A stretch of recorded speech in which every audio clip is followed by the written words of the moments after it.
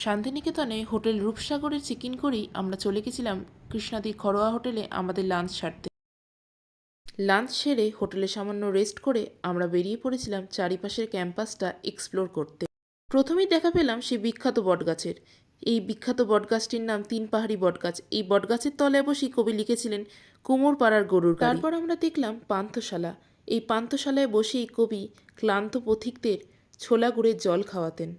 আর এই হলো সেই বিখ্যাত তালগাছ, যাকে দেখেই কবি লিখেছেন তালগাছ এক পায়ে দাঁড়িয়ে সব গাছ ছাড়িয়ে উকি মারে আকাশে।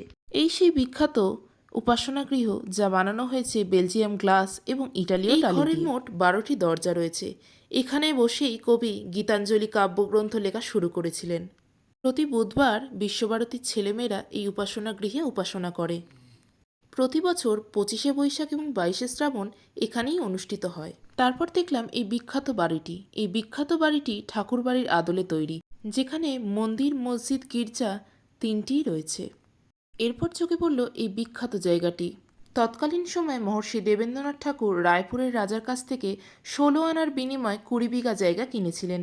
সেই জায়গাটি আজ ছাতিমতলা নামে পরিচিত। কলাভবন এবং নাট্যমঞ্চ দেখার পর আমরা দেখলাম ইগলু বাড়ি। সহজপাঠে যে সাদা কালোয় মোড়া ভাস্কর্যের ছবি আমরা দেখতে পাই, তার সবকটি এখানে এসে দেখতে পাওয়া যায়। রামকিঙ্কর বেইজের বিখ্যাত ভাস্কর্য সাঁওতাল পরিবার। আর এই ভাস্কর্যটির নাম মায়ের চেয়ে মাসির দরদ বেশি।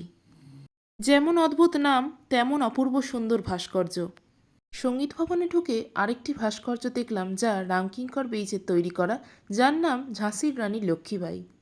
এরপর অমর্ত্য সেনের বাড়ি প্রতীচী এবং তার রিসার্চ সেন্টার দেখার মাধ্যমে আমাদের বিশ্বভারতী প্রাঙ্গণ ঘোরা কমপ্লিট হলো।